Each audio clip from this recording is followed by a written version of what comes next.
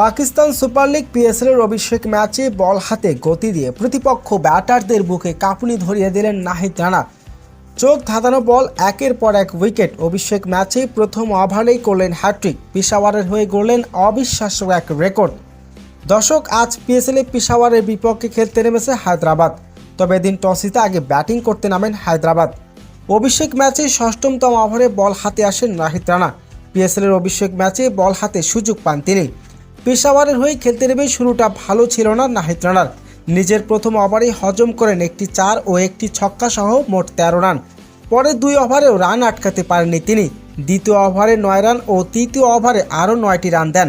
ফলে মোট 3 over bowling করে 30 রান খরচ করে উইকেটের দেখা পাননি তরুণ এই পেস বলার।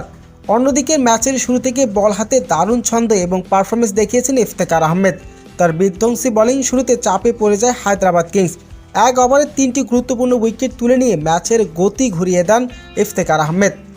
ব্যাটিং করতে নেমে হায়দ্রাবাদ এদিন নির্ধারিত ওভারের মধ্যে সবকটি উইকেট হারিয়ে সংগ্রহ করেন 144 রান। ফলে জয়ের জন্য পেশাওয়ারের লক্ষ্য 145। এখন দেখার বিষয়, ব্যাট হাতে পেশাওয়ার এই লক্ষ্য সহজে টপকাতে পারে কিনা। আর অভিষেক ম্যাচে বল হাতে ছন্দ খুঁজে পায়নি নাহিদ রানা।